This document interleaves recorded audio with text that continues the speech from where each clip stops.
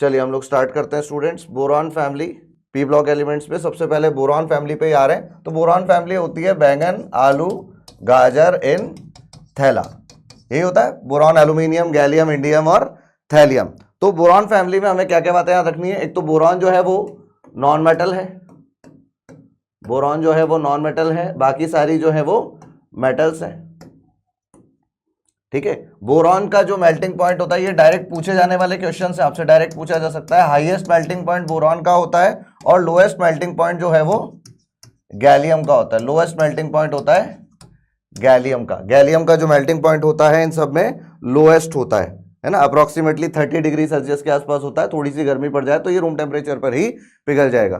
ठीक है, तो ये इनके मेल्टिंग पॉइंट्स है जो हम लोगों को याद रखने हैं। इनकी कुछ पीरियोडिक प्रॉपर्टीज हैं जिन पर डायरेक्ट आपसे उठाकर क्वेश्चंस पूछ लिए जाते हैं, तो अपन उनकी बात करते हैं।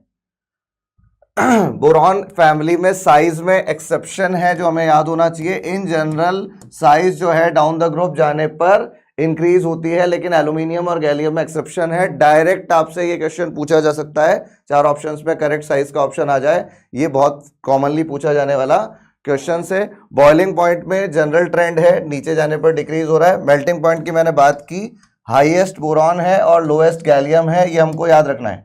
आप चाहे तो बीच का ऑर्डर भूल भी जाएंगे चलेगा, लेकिन हाईएस्ट और लोएस्ट इसमें अपने को याद होना चाहिए। बोरॉन बहुत हार्ड है और गैलियम जो है वो उसका मेल्टिंग पॉइंट जो है वो अप्रोक्सीमेटली 30 डिग्री के आसपास होता है। ये एक इंपॉर्टेंट क्वेश्चन है। साइज के अलावा आयनाइजेशन एंथैल्पी का आपसे ये क्वेश्चन पास्ट में पूछा भी गया है, और आप में से जितने लोग अभी जेईई मेन का ये वाला अटेम्प्ट देंगे, किसी न किसी के पेपर में तो ये आएगा ही आएगा, एक ना एक शिफ्ट में तो ये आना ही आना है। ठीक है ना, तो आयनाइजेशन एंथैल्पी का एबनॉर्मल ऑर्डर है। इन जनरल आयनाइजेशन एनर्जी नीचे जाने पर डिक्रीज होती है, बट यहाँ पर एक एबनॉर्मल सा ऑर्डर है। देखो बोरॉन, थैलियम आ गया, फिर गैलियम आ गया, फिर एल्यूमिनियम आ गया, फिर इंडियम आ गया, एक एबनॉर्मल सा ऑर्डर है। तो अपन इसको रट लें। कैसे रट लें? बेटा गया एयर इंडिया, बेटा गया एयर इंडिया, आयनाइजेशन एंथैल्पी। वैसे तो डाउन द ग्रुप डिक्रीज होता है, लेकिन यहाँ पर एक एबनॉर्मल सा ऑर्डर है। एबनॉर्मेलिटीज का रीजन होता है ना, लेकिन अभी अपन रीजन में ज्यादा परेशान नहीं होंगे। पीरियोडिक टेबल में जितनी भी एबनॉर्मेलिटीज आती हैं, जितनी भी इररेगुलरिटीज आती हैं, उल्टे सीधे स्ट्रक्चर, उल्टे सीधे ऑर्डर्स आते हैं, उनका रीजन है डी और एफ की पुअर शील्डिंग। ठीक है, लेकिन अपन अभी डिटेल में जाएंगे, अपन इनको याद कर लेंगे कि हाँ बेटा गया एयर इंडिया, डायरेक्ट आपका क्वेश्चन आ गया। आयनाइजेशन एंथैल्पी आप सोचना, बेटा बोरॉन, थैलियम, बोरॉन के बाद थैलियम, एयर एल्यूमिनियम, गया गैलियम और इंडिया मतलब इंडियम। डायरेक्ट आपका क्वेश्चन सॉल्व हो जाएगा, बेटा गया एयर इंडिया। तो आप इससे आयनाइज, और बिल्कुल आप में से जितने लोग पेपर देंगे किसी न किसी का तो ये आएगा ही आएगा। इतनी शिफ्ट में एक ना एक शिफ्ट में तो ये क्वेश्चन आने ही वाला है। तो आप आयनाइजेशन एनर्जी आए तो पढ़ के टिक करके आगे बढ़ जाना। ये देखो, ये पीवाईक्यू में आया भी हुआ है, the correct order of first ionisation enthalpy. क्या आंसर आना चाहिए? बेटा गया एयर इंडिया। अब इन्होंने कितना पूछा है? इन्होंने तो पूछा है थैलियम, गैलियम, एल्यूमिनियम। तो थैलियम, गैलियम, एल्यूमिनियम कर देंगे टिक। बेटा गया Air India, ionisation enthalpy, answer is D. एक और क्वेश्चन है, number of neutrons present in more abundant isotope of boron. अच्छा, बोरॉन के 2 आइसोटोप्स होते हैं। बोरॉन के 2 आइसोटोप्स कौन से होते हैं? बोरॉन के 2 आइसोटोप्स होते हैं, एक होता है B10 और एक होता है B11। नेचर में 80% ये है और 20% ये है, ये इनका अबंडेंस है। अगर नेचर में अपन को 100 एटम बोरॉन के मिलेंगे तो उसमें से 80 एटम जो है वो बोरॉन 11 के हैं। ठीक है, तो इसमें अपने को बोला है number of neutrons present in more abundant isotope of boron is X। तो इसमें न्यूट्रॉन कितने मोर अबंडेंट वाले में? न्यूट्रॉन कितने होंगे? एटॉमिक नंबर तो इसका 5 है, तो 11 - 5 से न्यूट्रॉन आ जाएंगे। Mass number minus number of protons से न्यूट्रॉन आ जाएंगे। फिर और अपन को क्या बोला है, जब अपन बोरॉन को हीट करते हैं एयर के साथ, ध्यान रखें बोरॉन का अमॉर्फस फॉर्म रिएक्शन अपन इसमें ये वाली डिस्कस कर रहे हैं। बोरॉन का अमॉर्फस फॉर्म एयर में ऑक्सीजन के साथ B2O3 नाम का एक ऑक्साइड बनाता है, जो एसिडिक नेचर का। भी थोड़ी देर के बाद हम इसको डिस्कस भी करेंगे। इसमें बोरॉन +3 ऑक्सीडेशन स्टेट में आ जाता है। तो हमसे बोला है कि जब इसने इसके साथ रिएक्ट किया तो बोरॉन का ऑक्सीडेशन स्टेट इज Y।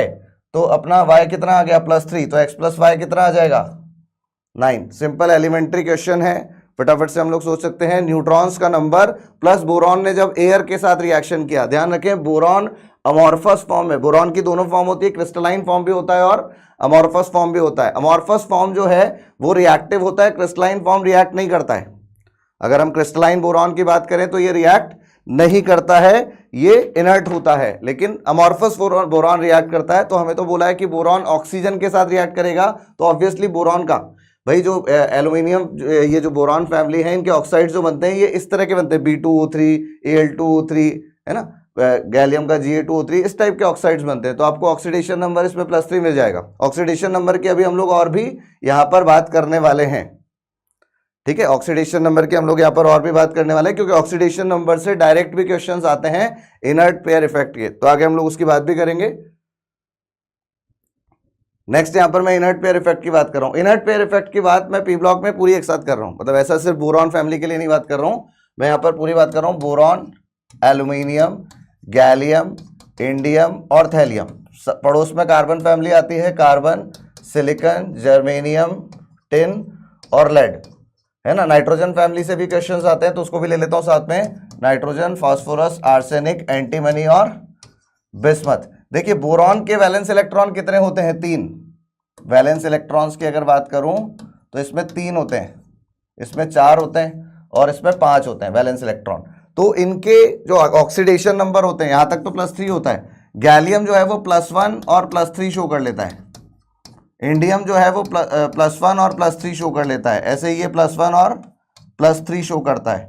ऐसे ही यहाँ पर इनके 4 वैलेंस इलेक्ट्रॉन होते हैं, तो ये मैक्सिमम +4 और +2, ये भी +2 और +4, ये भी +2 और ये भी +4। इनके 5 वैलेंस इलेक्ट्रॉन होते हैं, तो ये मैक्सिमम +5 पे चले जाते हैं, +5 +3 +3 +5 +3 +5। इनर्ट पेयर इफेक्ट क्या है? इनर्ट पेयर इफेक्ट नाम से पता चल रहा है, इनर्ट मतलब रिएक्शन में पार्टिसिपेट नहीं करना, पेयर मतलब 2, पेयर मतलब 2, इनर्ट पेयर मतलब कोई 2 इलेक्ट्रॉन इनर्ट होने लग जाते हैं। अब इनर्ट होने का रीजन अगेन वही है, जैसे जैसे हम नीचे जाते जाएंगे ग्रुप में D और F इलेक्ट्रॉन्स आते जाएंगे। F इलेक्ट्रॉन्स जब आ जाते हैं, यहाँ पर थैलियम में बात करें या लेड में बात करें या बिस्मथ में बात करें, तो इनके F इलेक्ट्रॉन्स की पुअर शील्डिंग होती है। तो अपन इतना पुअर शील्डिंग वगैरह नहीं सोचेंगे, अपन तो इतना याद रखेंगे कि नीचे जाने पर लोअर ऑक्सीडेशन स्टेट की स्टेबिलिटी बढ़ जाती है। जैसे जैसे नीचे जाते जाएंगे ग्रुप में, लोअर ऑक्सीडेशन स्टेट की स्टेबिलिटी जो है वो इंक्रीज होएगी और जो हायर ऑक्सीडेशन स्टेट की स्टेबिलिटी है वो इंक्रीज हो जाएगी। और जो लास्ट 6 पीरियड वाला एलिमेंट है, यहां पर इनर्ट पेयर इफेक्ट सबसे सीवियर होता है, यहां पर जाकर लोअर वाला ज्यादा स्टेबल हो जाता है। तो अगर आपसे पूछा जाए कि बोरॉन फैमिली में +1 की स्टेबिलिटी नीचे जाने पर क्या होगा, ये इंक्रीज होगी, +3 की स्टेबिलिटी नीचे जाने पर क्या होगा, ये डिक्रीज होगी। लास्ट एलिमेंट के लिए कौन ज्यादा स्टेबल हो जाएगा, +1। ऊपर वालों के लिए कौन ज्यादा स्टेबल होगा, +3। जो सर्कल कर दिया वो ज्यादा स्टेबल है। इसलिए ऐसे ही इसमें कार्बन फैमिली में नीचे जाने पर +2 की स्टेबिलिटी इंक्रीज हो जाएगी, तो +2 की स्टेबिलिटी बढ़ती जाएगी। लास्ट वाले में +2 ज्यादा स्टेबल हो जाएगा, ऊपर वाले में +4 ज्यादा स्टेबल हो जाएगा, ठीक है। ऐसे ही इसमें मैक्सिमम 5 है, तो नीचे जाने पर लोअर वाला कौन है, +3, लोअर वाला +3 और हायर वाला +5। तो लोअर वाले की +3 की स्टेबिलिटी बढ़ती जाएगी, +5 की स्टेबिलिटी कम होती जाएगी। लास्ट वाले के लिए +3 ज्यादा स्टेबल हो जाएगा, सेकंड लास्ट तक +5 ज्यादा स्टेबल होगा। तो नीचे जाने पर लोअर ऑक्सीडेशन स्टेट की स्टेबिलिटी बढ़ती है, this is due to inert pair effect. एक इलेक्ट्रॉन पेयर इनर्ट होने लगता है, इसलिए लोअर ऑक्सीडेशन स्टेबल ज्यादा होने लग जाता है, ठीक है। अब इसमें आपसे डायरेक्ट कंपैरिजन भी पूछ सकते हैं, ऐसे भी पूछ सकते हैं कि बताइए टिन के लिए कौन ज्यादा स्टेबल है, तो हम बोलेंगे +4 ज्यादा स्टेबल है। तो अगर कहीं पर टिन 2+ आ जाए तो इसका +4 ज्यादा स्टेबल है, तो ये +4 में जाने की कोशिश करेगा, खुद ऑक्सीडाइज होने की कोशिश करेगा, तो ये रिड्यूसिंग एजेंट हो जाएगा। ऐसे ही लेड के लिए कौन ज्यादा स्टेबल है, +2, तो अगर कहीं पर लेड +4 आ जाए, या थैलियम के लिए कौन ज्यादा स्टेबल है, +1, कहीं पर थैलियम +3 आ जाए, या बिस्मथ के लिए कौन ज्यादा स्टेबल है, +3, कहीं पर बिस्मथ +5 आ जाए, तो ये तीनों ही रिड्यूस होने की कोशिश करेंगे। अगर खुद रिड्यूस होने की कोशिश करेंगे तो ये ऑक्सीडाइजिंग एजेंट्स हैं।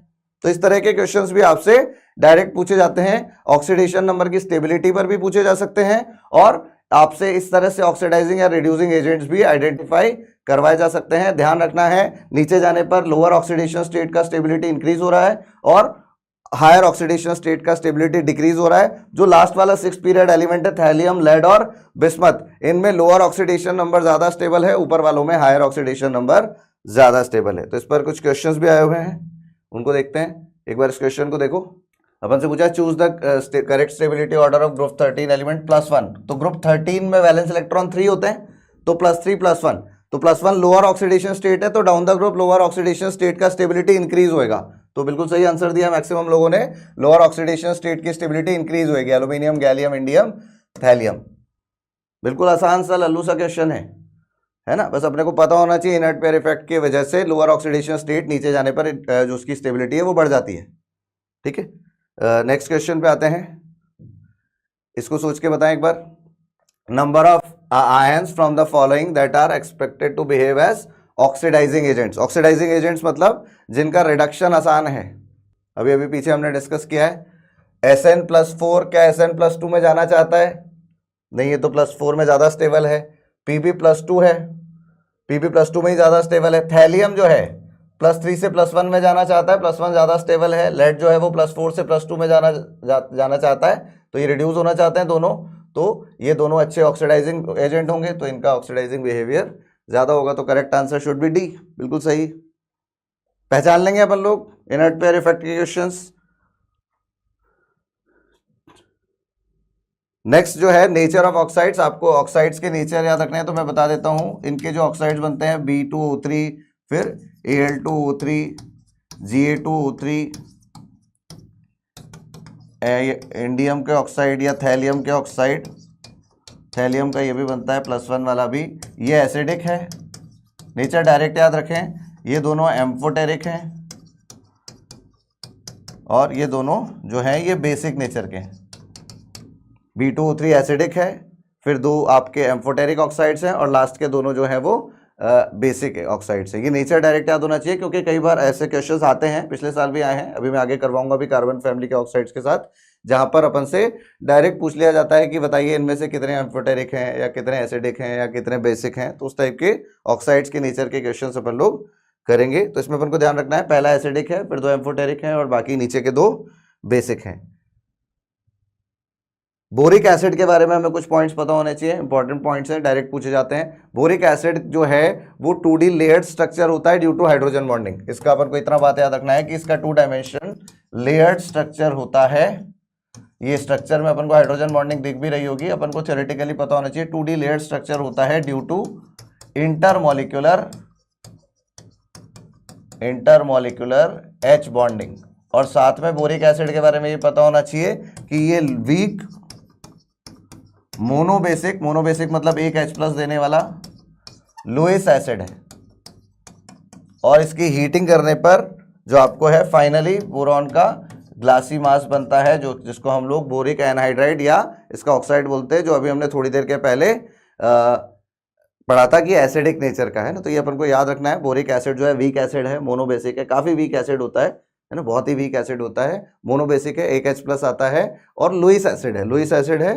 लुईस एसिड मतलब ये क्या करता है, बोरॉन के वेकेंट ऑर्बिटल में लोन पेयर एक्सेप्ट करता है। आर्हीनियस एसिड नहीं है, ये खुद के मॉलिक्यूल से H+ नहीं देता है, ये वाटर से OH ले लेता है ना। इस टाइप की रिएक्शन होती है। बोरिक एसिड को ऐसा लिख सकते हैं BOH होल थ्राइस, जब वाटर से रिएक्ट करता है तो वाटर इसको लोन पेयर देता है वेकेंट ऑर्बिटल को, तो यहाँ पर ये ऐसा बन जाता है BOH होल 4 माइनस, और साथ में वाटर से H+ रिलीज हो जाता है, तो एक ही H+ आता है, इसलिए मोनोबेसिक, और लोन पेयर एक्सेप्टर है इसलिए लुईस एसिड। तो ये कुछ इंपॉर्टेंट पॉइंट्स है, थ्योरेटिकल क्वेश्चन बन सकता है, फ्रेम हो सकता है कि आपसे बोरिक एसिड से क्वेश्चन पूछ लिया कि ये किस तरह का एसिड है, या इसका कैसा स्ट्रक्चर है, या इसमें किस टाइप की हाइड्रोजन बॉन्डिंग होती है, या इसको हीट करने पर क्या होता है। तो ये कुछ इंपॉर्टेंट बातें हैं जो हम लोगों को आनी चाहिए। नेक्स्ट हम लोग बात करते हैं कार्बन फैमिली की। कार्बन फैमिली का इनर्ट पेयर इफेक्ट मैंने आपको ऑलरेडी पढ़ा दिया, ऑक्सीडेशन नंबर वाली बात हो गई कि नीचे जाने पर लोअर ऑक्सीडेशन स्टेट की स्टेबिलिटी बढ़ जाती है, हायर ऑक्सीडेशन स्टेट की स्टेबिलिटी जो है वो डिक्रीज होती जाती है। इलेक्ट्रॉनिक कॉन्फ़िगरेशन लिखे हैं, आउटर मोस्ट शेल के इलेक्ट्रॉनिक कॉन्फ़िगरेशन सेम है ना, 2s2 2p2 3s2 3p2 4s2 4p2 है ना। तो ये जो s वाले इलेक्ट्रॉन है, इनर्ट पेयर इफेक्ट में हमने बात की थी, जो s वाले इलेक्ट्रॉन है ये इनर्ट होने लगते हैं, इसलिए जो नीचे जाने पर लोअर ऑक्सीडेशन स्टेट की स्टेबिलिटी बढ़ जाती है। इनके जो मेल्टिंग पॉइंट बॉइलिंग पॉइंट के ऑर्डर है, ये इसमें ज्यादा कुछ एक्सेप्शनल केस नहीं है। हाँ, इसमें बॉइलिंग पॉइंट में जरूर है, SNPB जो है वो रिवर्स हो गया है, तो अपन इसको याद रखेंगे। अदरवाइज बाकी तो मेल्टिंग पॉइंट का ऑर्डर तो रेगुलर है। इलेक्ट्रोनेगेटिविटी बोरॉन मतलब इनमें down the group generally decrease होती है, बट इसमें सिलिकॉन से यहाँ पर आगे सेम सी आ जाती है, तो अपन को ये पॉइंट याद रखना है। बाकी इसमें साइज वगैरह में तो कोई एक्सेप्शन है नहीं, तो वही जनरल ट्रेंड लगा देना, डाउन द ग्रुप जाने पर साइज जो है वो इंक्रीज होती है, उसको लगा देना। ठीक है, तो जहां पर एक्सेप्शन नहीं है वहां तो अपन डायरेक्ट उसको जनरल ट्रेंड से, जनरल जो ऑर्डर आता है उसी से लगा देंगे। एक क्वेश्चन है, which one of the following compounds of group 14 element is not known. तो इसमें अपन को ये देखना है कि सिलिकॉन के कंपाउंड्स दे रखे हैं, सभी में सिलिकॉन का ऑक्सीडेशन नंबर +4 आ रहा है, इसमें जर्मेनियम है। यहां पर सिलिकॉन के साथ जो ग्रुप लगा है ये बहुत लार्ज ग्रुप है, तो सिलिकॉन के छोटे एटम पर क्लोरीन के 6 बड़े बड़े जो एटम हैं वो नहीं टिक पाएंगे। एक तो ये रीजन है, एक ये भी रीजन है कि भाई ये जो है यहाँ पर इसको कॉम्प्लेक्स सिलिकॉन को वेकेंट ऑर्बिटल में लोन पेयर दे रहा होगा, तो इसका भी डी है और इसका भी आपका थर्ड पीरियड से आ रहा है, तो बहुत ज्यादा ऑर्बिटल्स के साइज भी मैच नहीं हो रहे हैं। जितने ऑर्बिटल्स छोटे होते हैं उतनी अच्छी ओवरलैपिंग होती है। तो अपन सिंपल लैंग्वेज में तो ऐसा याद रख सकते हैं कि भाई सिलिकॉन के छोटे एटम पे क्लोरीन जो है वो बड़ा साइज में है, फ्लोरीन हो जाता है तो चल जाता है, लेकिन क्लोरीन 6 उसके आसपास नहीं रुक पाएंगे साइज में, वो रिपल्शन वाला केस आ जाएगा, तो ये एग्जिस्ट नहीं कर पाएगा, बाकी एग्जिस्ट कर जाएंगे। ठीक है ना। चलिए ऑक्साइड्स के नेचर के बारे में हम लोग बात करते हैं। इसके बाद ऑक्साइड्स के नेचर इनके भी आते हैं, फिर मिक्स कुछ क्वेश्चंस लेंगे। कार्बन का एक CO ऑक्साइड है और CO2 है ना। सिलिकॉन का SiO2, ये कुछ ऑक्साइड्स हैं, इनके आपको नेचर याद करने ना। GeO, SiO नहीं होता है इसलिए यहाँ पर नहीं लिख रहा हूँ, SNO PbO, इनके नेचर याद रख लेना बच्चों। ये तो जो है ना ये एम्फोटेरिक है, ये कैसे हैं, एम्फोटेरिक। CO जो है वो न्यूट्रल है। न्यूट्रल ऑक्साइड तो आप 2-3 अलग से याद ही कर लो, क्योंकि बहुत सारे क्वेश्चंस में आते हैं। न्यूट्रल कौन कौन है, नाइट्रोजन के भी 2 ऑक्साइड हैं जो अपन नाइट्रोजन फैमिली में भी बात करेंगे, बट यहाँ पर बात हो ही रही है ऑक्साइड्स की तो साथ ही कर लेते हैं। ये तीनों न्यूट्रल हैं, सबको याद होने चाहिए। N2O, NO एंड CO सबको रटे हुए होने चाहिए, न्यूट्रल ऑक्साइड है, क्योंकि ऐसे क्वेश्चन बहुत सारे आते हैं। 6-7 ऑक्साइड दे दिए, पूछ लिए इनमें से कितने एम्फोटेरिक हैं या कितने न्यूट्रल हैं या कितने एसिडिक हैं या कितने बेसिक हैं, इस टाइप के क्वेश्चंस आते हैं। ये तीनों जो हैं ये एसिडिक हैं, ठीक है, ये भी एसिडिक है, बहुत वीकली एसिडिक है बट हल्का सा एसिडिक ही है ना। कभी कभार कुछ रिएक्शंस में एम्फोटेरिक की तरह भी काम कर लेता है, लेकिन अपन इसको एसिडिक ही बोलेंगे, एसिडिक है बहुत ही वीकली। तो इनके ये नेचर जो है आपसे डायरेक्ट पूछे जाते हैं। S ब्लॉक के भी ऑक्साइड्स के साथ मिलाकर भी क्वेश्चन आ जाता है, ऐसा जरूरी नहीं है कि P ब्लॉक का इंडिविजुअल क्वेश्चन आएगा। आपको अलग अलग ऑक्साइड्स दिखा दिए जाएंगे और उनके कम पूछ लिया जाएगा कि कौन एसिडिक है, कौन बेसिक है, कौन न्यूट्रल है। इस टाइप के जो क्वेश्चंस आए हुए हैं उनको अपन थोड़ा प्रैक्टिस करके देखते हैं। जैसे ये क्वेश्चन है, क्वेश्चन है, इसको ट्राई करके देखो एक बार। Which pair of oxide is acidic in nature. हमने अभी B2O3 के बारे में पढ़ा है, एसिडिक है, SiO2 भी एसिडिक है, तो ये दोनों तो एसिडिक है। B2O3 एसिडिक है, बट S ब्लॉक में जो है, S ब्लॉक के जो ऑक्साइड होते हैं, S ब्लॉक के जो ऑक्साइड होते हैं ये बेसिक होते हैं। क्या सारे? नहीं, एक जो आपका BeO आता है ना ये एम्फोटेरिक है, बाकी S ब्लॉक वाले जितने भी दिख जाए वो सारे बेसिक हैं। तो ये बेसिक आ गया, तो ये तो आंसर नहीं है। यहाँ पर फिर S ब्लॉक आ गया, ये भी बेसिक है, ये भी आंसर नहीं है। यहाँ पर ये दोनों S ब्लॉक आ गए, ये दोनों बेसिक है, तो हमारा correct answer should be option A। Acidic basic nature के क्वेश्चंस जो हैं वो सिंपल ही आते हैं, बस अपन को मतलब ये क्वेश्चंस वो बोनस क्वेश्चंस होते हैं बच्चों, 10 सेकंड में हो जाते हैं अगर आता है तो, है ना। तो ये ऐसे क्वेश्चंस हमें आने चाहिए, हम फटाफट से पढ़ लेंगे ना, कुछ 8-10-20 ऑक्साइड्स हैं, इनके नेचर याद करने से अपना काम हो जाता है। 10-15 सेकंड का क्वेश्चन हमेशा बोनस की तरह होता है ना, जिसमें कुछ नहीं सॉल्व करना है, पढ़ रहा है खटाखट हमने पढ़ा टिक करा। ऐसा क्वेश्चन पेपर में आ जाए मजा ही आ जाता है। अगला क्वेश्चन ट्राई करके बताओ मुझे। आपको कुछ 14th ग्रुप के ऑक्साइड्स गिवन हैं जो अभी हमने डिस्कस भी किए हैं। एम्फोटेरिक ऑक्साइड्स पहचानने हैं।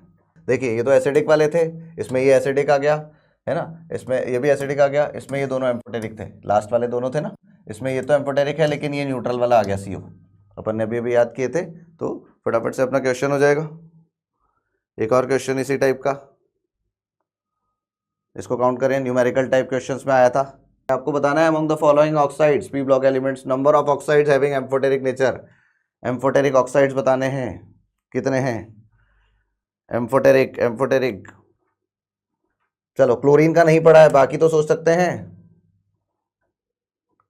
क्लोरीन नाइट्रोजन के नहीं पढ़े हैं, आगे पढ़ेंगे, चलो बाकी तो सोच सकते हैं। वैसे मैं अभी इस क्वेश्चन में ही बता भी देता हूँ, क्लोरीन के ऑक्साइड जो हैं वो एसिडिक होते हैं, नाइट्रोजन के ऑक्साइड्स में ये N2O5, N2O3, N2O4 ये एसिडिक होते हैं। नाइट्रोजन के दो मैंने न्यूट्रल लिखाए थे, N2 और NO, इसके अलावा नाइट्रोजन के ऑक्साइड एसिडिक होते हैं। दो न्यूट्रल लिखाए थे, इसके अलावा नाइट्रोजन के ऑक्साइड एसिडिक होते हैं, क्लोरीन के ऑक्साइड्स भी एसिडिक होते हैं। तो अपन यहाँ पर लिखते हैं एसिडिक कौन कौन से हैं, है ना, और अपन से एम्फोटेरिक पूछा है वो लिख लेते हैं, फिर बचे हुए बेसिक वगैरह जो है उनको देख लेंगे। एसिडिक है Cl2O7, है ना, एक न्यूट्रल वाला भी कॉलम बना लेते हैं, न्यूट्रल भी है नजर आ रहा है, न्यूट्रल है CO। फिर ये PbO2 कैसा है, एम्फोटेरिक, यही तो हमसे पूछा है। न्यूट्रल में एक N2O आ गया, कवर करते चलते हैं सारे। NO भी न्यूट्रल है, अभी थोड़ी देर पहले हमने लिखा था। Al2O3 एम्फोटेरिक है। एल्यूमिनियम का oxide is amphoteric, SiO2 is acidic, N2O5 is acidic and SnO2 is amphoteric. तो एम्फोटेरिक कितने हैं, 3, correct answer is 3। Amphoteric oxides हैं 3 एम्फोटेरिक ऑक्साइड्स हैं, मतलब इस क्वेश्चन का हम लोग आंसर क्या टिक करेंगे, 3। न्यूमेरिकल में ऐसा क्वेश्चन आना कितना बोनस जैसी बात है बच्चों, है ना। एक आयनिक का टफ क्वेश्चन जिसमें बहुत कैलकुलेशन है, या थर्मो का टफ क्वेश्चन जिसमें बहुत कैलकुलेशन है, 1-1.5 मिनट कम से कम, 2 मिनट, 2.5 मिनट, 3 मिनट भी खाता है, ये 20 सेकंड में हो जाएगा। चलिए आगे बढ़ते हैं। ऑक्साइड्स के नेचर के बाद अपन कुछ कंपाउंड्स के बारे में और बात करते हैं। सिलिकॉन्स इंपॉर्टेंट क्वेश्चन है, डायरेक्ट आने वाला क्वेश्चन है। सिलिकॉन्स जो होते हैं एक पॉलीमेरिक कंपाउंड्स होते हैं जिसमें इस तरह की यूनिट्स दिखती हैं, SiO, SiR के साथ, मतलब सिलिकॉन के साथ इस तरह की ऑक्सीजन के साथ एक पॉलीमर बनते हैं। और ये R ग्रुप जो होते हैं ये अल्काइल ग्रुप्स होते हैं, है ना। मिथाइल हो सकता है, इथाइल हो सकता है, फिनाइल हो सकता है, इस तरह के अल्काइल ग्रुप्स होते हैं ये R ग्रुप। तो इसको बनाने के लिए क्या करते हैं कि भाई जो आपके पास, पहले तो बात करता हूँ सिलेन होते हैं कंपाउंड्स, सिलेन होते हैं जिसमें सिलिकॉन और हाइड्रोजन के बीच में होता है। फिर अपन बात करते हैं क्लोरोसिलेन, तो क्लोरोसिलेन होते हैं SiCl4। फिर एक होते हैं एल्काइल सब्सटीट्यूटेड क्लोरोसिलेन, ठीक है। तो एल्काइल सब्सटीट्यूटेड क्लोरोसिलेन, इनका अपन वाटर के साथ हाइड्रोलाइसिस और पॉलीमराइजेशन करते हैं जिसको बोलते हैं कंडेंसेशन पॉलीमराइजेशन। तो अपन को इतना नाम वगैरह नहीं भी याद रहेगा तो चलेगा, अपन को तो पहचान में आने चाहिए कि सिलिकॉन्स कैसे बनते हैं। तो जो अपने पास एक रिएजेंट होता है ग्रिग्नार्ड रिएजेंट, ये क्लोरोसिलेन है, इसको ग्रिग्नार्ड रिएजेंट RMgX से रिएक्ट कराते हैं तो ये R इसके साथ जुड़ जाता है, तो एल्काइल सब्सटीट्यूटेड क्लोरोसिलेन बनते हैं। फिर फर्दर और रिएक्शन कराएंगे इसकी, तो ये R2 SiCl2 टाइप का बनेगा। फिर अब फर्दर और ग्रिग्नार्ड रिएजेंट से रिएक्शन कराएंगे तो R3 SiCl बनेगा। तो ये 3 टाइप की यूनिट्स बनती हैं। R3 मतलब सिलिकॉन के 3 तरफ तो एल्काइल ग्रुप, एक तरफ क्लोरीन। R2 SiCl2 मतलब सिलिकॉन के 2 तरफ एल्काइल ग्रुप और 2 तरफ क्लोरीन। और R SiCl3 मतलब सिलिकॉन के 3 साइड क्लोरीन और एक तरफ R। अब जब इसका हाइड्रोलिसिस कराया जाता है तो ये क्लोरीन हट कर यहाँ पर OH आ जाते हैं। जब अपन इसका हाइड्रोलिसिस कराएंगे ना, जैसे एक एग्जांपल दे रखा है R2 SiCl2 वाले का, तो इसका जब हाइड्रोलिसिस कराएंगे तो ये क्लोरीन हट जाएगा, इसकी जगह OH आ जाएगा, तो इसकी जगह OH आ जाएगा। अब इसकी जगह OH जब आ जाता है तो इनका पॉलीमराइजेशन होता है। मैं एक बना के आपको दिखा देता हूँ किस तरह से होता है।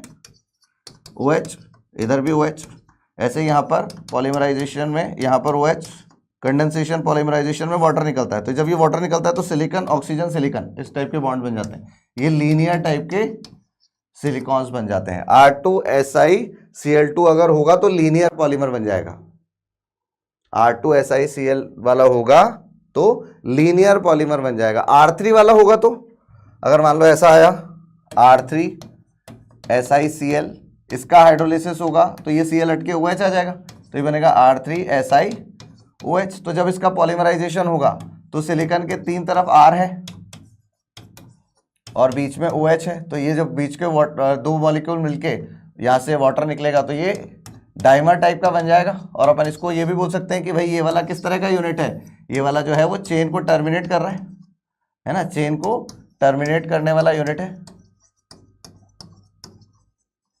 आगे चेन को नहीं बढ़ने देगा ना। अगर 2 तरफ OH आता तो इधर भी बढ़ता जाता, इधर भी बढ़ता जाता। ऐसे ही एक और होता है R SiCl3 वाला, R SiCl3 में 3 Cl हट जाएंगे, 3 OH आ जाएंगे, तो ये सिलिकॉन के 3 तरफ ऑक्सीजन के थ्रू ये बनता जाएगा। इसको बोलते हैं cross linked polymer, 3 dimensional network बनता है इसका, है ना। एक ही तरफ R आ रहा है। आपको सिलिकॉन्स के बारे में एक और बात याद रखनी है कि ये वाटर रिपेलेंट होते हैं। वाटर रिपेलेंट होने का रीजन होता है ये R क्या होता है, ये एल्काइल जो होता है ये हाइड्रोफोबिक नेचर का होता है।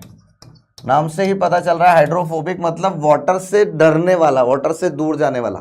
तो ये वाटर रिपेलेंट सब्सटेंस होते हैं, सीलेंट्स वगैरह बनाने में यूज करते हैं।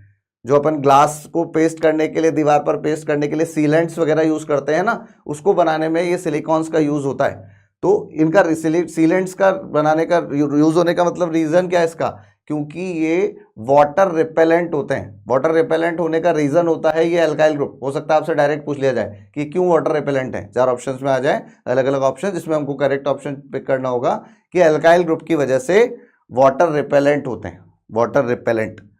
ठीक है, चलिए तो सिलिकेट्स के बारे में बात करते हैं। सिलिकेट्स होते हैं इस तरह के यूनिट्स होते हैं, SiO4 4- यूनिट्स। ये एक बेसिक यूनिट होता है जिससे सिलिकेट्स बनते हैं। एक मैं बना के दिखा देता हूं। इस टाइप का टेट्राहेड्रल यूनिट होता है जिसको हम बोलते हैं ऑर्थोसिलिकेट।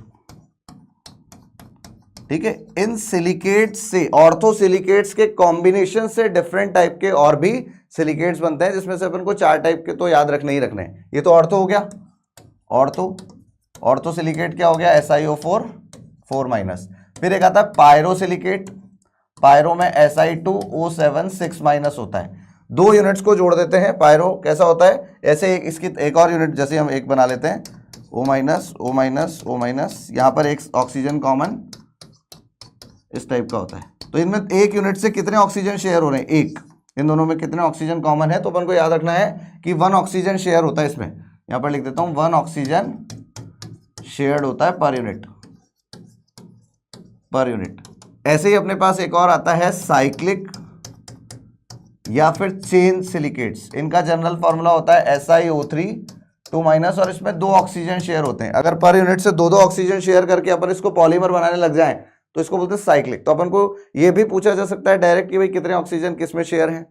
तो जो आपका ऑर्थोसिलिकेट है वो तो अकेला है, पायरो में 1 ऑक्सीजन शेयर होता है, साइक्लिक बनता है या चेन बनता है तो 2 ऑक्सीजन शेयर होते हैं। 2 आपके अलग अलग रहेंगे, 2 आपके शेयर होते होते आगे चेन बढ़ जाएगी या रिंग बन जाएगी। और एक होते हैं आपके 2D sheet like silicates.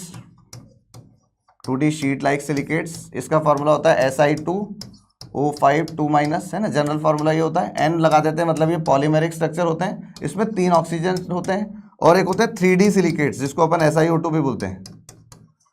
3D silicates SiO2 होता है, इसमें चारों ऑक्सीजन शेयर हो जाते हैं। SiO2 का कैसा स्ट्रक्चर होता है, SiO2 में चारों तरफ कोवेलेंट बॉन्ड्स का नेटवर्क बनता है, चारों तरफ, है ना। ऐसे ही इधर भी सिलिकॉन जुड़ जाएगा, इधर भी सिलिकॉन, इधर भी सिलिकॉन। तो ये 3 डायमेंशनल कोवेलेंट। CO2 जैसा नहीं होता है SiO2। CO2 में तो कार्बन डबल बॉन्ड, CO2 तो ऐसा नजर आता है ना, गैसियस होता है, मॉलिक्यूल्स बनते हैं इसका कोवेलेंट नेटवर्क सॉलिड बनता है। कोवेलेंट बॉन्ड्स बनते बनते बनते बहुत बड़ा सा इसका नेटवर्क बनता है, डायमंड की तरह हार्ड स्ट्रक्चर होता है इसका, है ना। तो ये कोवेलेंट नेटवर्क सॉलिड बनता है। तो आपसे अगर कोई पूछे, भाई ऐसे क्वेश्चंस मुझे लगता है कि पूछे जाने के चांसेस हैं कि सिलिकेट्स में अपन से पूछ लिया कि बताइए सिलिकेट्स में कितने सिलिकॉन बॉन्ड होते हैं। कभी सिलिकेट में सिलिकॉन के बीच में बॉन्ड नहीं आता है। सिलिकॉन हमेशा ऑक्सीजन से जुड़ता है, कभी ऑक्सीजन से नहीं जुड़ता है। तो सारे के सारे ऑक्सीजन जो है वो सिलिकॉन से ही जुड़ते हैं। तो कभी ऐसा क्वेश्चन ही आ जाए कि कितने सिलिकॉन बॉन्ड है, एक भी नहीं। कितने ऑक्सीजन बॉन्ड है, एक भी नहीं। क्या मेरी बात क्लियर है यहां तक की? सिलिकॉन के बीच में एक भी बॉन्ड नहीं बनता है, ऑक्सीजन के बीच में एक भी बॉन्ड नहीं बनता है। ऑर्थोसिलिकेट SiO4 4- होता है, पायरोसिलिकेट Si2O7 6- होता है, जिसमें 1 ऑक्सीजन पर यूनिट शेयर होता है। चेन या रिंग सिलिकेट्स SiO3 2- होता है और इसमें 2 ऑक्सीजन शेयर होते हैं। 2 डायमेंशनल शीट सिलिकेट में ये फॉर्मूला होता है Si2O5 2- और इसमें 3 ऑक्सीजन शेयर होते हैं। और 3D सिलिकेट SiO2 में 4 ऑक्सीजन शेयर होते हैं, और चारों ऑक्सीजन शेयर होते होते चारों तरफ से यूनिट बढ़ती जाती है और एक 3 डायमेंशनल नेटवर्क बन जाता है। सिलिकॉन्स पर एक क्वेश्चन है जो आप एक बार ट्राई करें, फटाफट से आंसर सोचने की कोशिश करें। Match the column. CH3, इसमें तो कार्बन और सिलिकॉन है, तो ये तो सिलेन ही होगा। तो A में 3 आना चाहिए। A में 3 आते ही हमारे 2 ऑप्शन तो रिजेक्ट हो गए।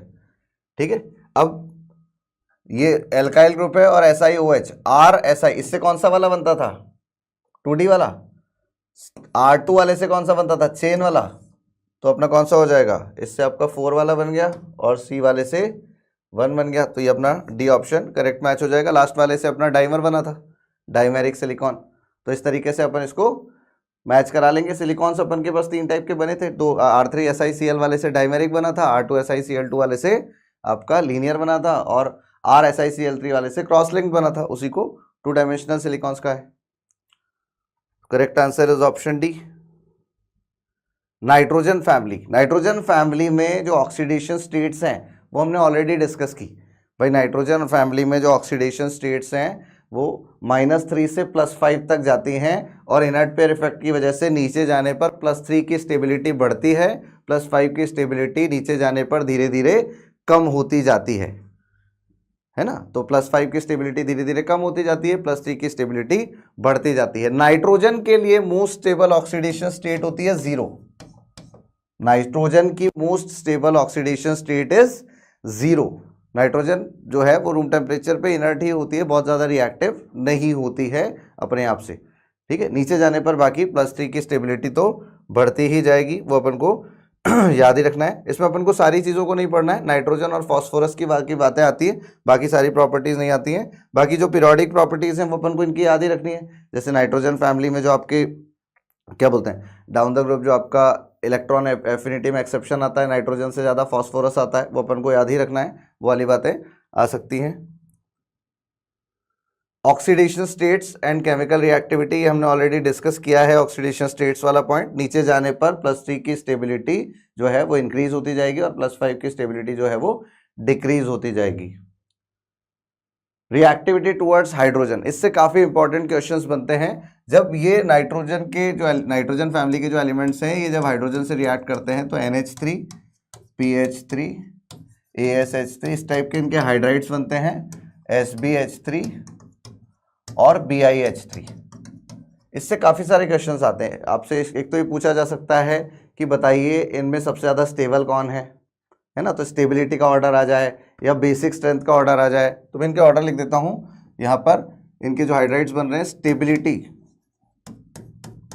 या बेसिक स्ट्रेंथ, स्टेबिलिटी या बेसिक स्ट्रेंथ, स्टेबिलिटी का ऑर्डर या बेसिक स्ट्रेंथ का ऑर्डर जो है वो नीचे जाने पर डिक्रीज होता जाता है। NH3 इन सब में सबसे अच्छा बेस है, और बाकी नीचे जाने पर बेसिक स्ट्रेंथ डिक्रीज हो जाता है। एक आध बार रीजन भी पास्ट में पूछा गया है। रीजन है नाइट्रोजन, ये जो NH3 है इसमें लोन पेयर जो होता है वो sp3 हाइब्रिड ऑर्बिटल में होता है, यहाँ पर हाइब्रिडाइजेशन होता है sp3, है ना। यहाँ पर जो लोन पेयर होते हैं ये ड्रैगो कंपाउंड होते हैं। ड्रैगो कंपाउंड वो होते हैं जिनमें हाइब्रिडाइजेशन नहीं होता है। जब इनमें हाइब्रिडाइजेशन नहीं होता है तो इनके लोन पेयर जो होते हैं ये प्योर s ऑर्बिटल में होते हैं, प्योर s ऑर्बिटल में होते हैं, और प्योर s ऑर्बिटल में लोन पेयर होने की वजह से ये अच्छे डोनर नहीं होते हैं, और लुईस बेस बनने के लिए अच्छा डोनर होना ज़रूरी है ना। तो NH3 बेटर बेस है, इन सब में बेटर लुईस बेस है, और नीचे जाने पर जो लुईस बेसिक स्ट्रेंथ है, बेसिक स्ट्रेंथ जो है वो डिक्रीज होती जाती है, स्टेबिलिटी भी कम होती जाती है, और बॉन्ड स्ट्रेंथ भी अपन बोलते हैं नीचे जाने पर कम होती जाएगी। नाइट्रोजन हाइड्रोजन का बॉन्ड स्ट्रांग होगा, साइज बढ़ने के साथ साथ बॉन्ड स्ट्रेंथ भी जो है वो वीक होती जाती है। एक इंपॉर्टेंट क्वेश्चन और आता है कि रिड्यूसिंग पावर, ये लास्ट ईयर आया भी था, रिड्यूसिंग पावर। रिड्यूसिंग पावर का क्या होता है, रिड्यूसिंग स्ट्रेंथ का क्या होता है, ये नीचे जाने पर इंक्रीज होती है। नीचे जाने पर रिड्यूसिंग स्ट्रेंथ जो है वो इंक्रीज होती है बच्चों, रिड्यूसिंग स्ट्रेंथ जो है वो इंक्रीज होती है। एक अपन से इसमें बॉन्ड एंगल का क्वेश्चन पूछा जाता है। बॉन्ड एंगल जो है वो नीचे जाने पर डिक्रीज होता है। NH3 में बॉन्ड एंगल ज़्यादा होगा, PH3, फिर ASH3, फिर SbH3, फिर BiH3, ये इनके बॉन्ड एंगल होंगे। एक अपन से इनके बॉइलिंग पॉइंट पूछे जाते हैं। लास्ट क्वेश्चन जो है वो बॉइलिंग पॉइंट है इसका, हाइड्राइड्स का। तो बॉइलिंग पॉइंट जो होता है इसमें PH3 एबनॉर्मल सा ऑर्डर होता है, फिर ASH3, फिर NH3 आता है, फिर SbH3 और फिर BiH3, है ना। इसमें हाइड्रोजन बॉन्डिंग है, बाकी किसी में हाइड्रोजन बॉन्डिंग नहीं है, बट स्टिल ये सबसे ज़्यादा नहीं है। इनमें वैन डर वाल्स फोर्सेस इतने स्ट्रांग होते हैं कि इससे ज़्यादा इसका बॉइलिंग पॉइंट आ जाता है। तो एक एबनॉर्मल सा ऑर्डर है जो हमें याद करना है। अगर हम डायरेक्ट सोचने बैठेंगे तो गड़बड़ कर बैठेंगे इसमें, जिसको याद होगा वही कर पाएगा। ये जो बॉइलिंग पॉइंट का ऑर्डर है जिसको याद होगा वही कर पाएगा। तो ये हाइड्राइड से इतने टाइप के क्वेश्चंस बनते हैं, आपसे सारे में इनमें से कोई ना कोई क्वेश्चन पूछा जा सकता है। जैसे पिछले साल रिड्यूसिंग स्ट्रेंथ आ गया था, है ना, रिड्यूसिंग स्ट्रेंथ इनमें से किसकी सबसे ज़्यादा है, ऐसा क्वेश्चन आ गया था। बेसिक स्ट्रेंथ भी आ सकता है, बॉन्ड एंगल भी आ सकता है, बॉइलिंग पॉइंट का ऑर्डर भी इसमें से अपने से पूछा जा सकता है। ठीक है, तो अपन आगे बढ़ते हैं, क्वेश्चन देखते हैं। ये देखो वही वाला क्वेश्चन है, the strongest reducing agent among the following. नीचे जाने पर रिड्यूसिंग स्ट्रेंथ बढ़ी थी ना, तो नाना, ये फिर पापा, फिर आशु, सब बीमार। बीमार वाला सबसे नीचे आएगा।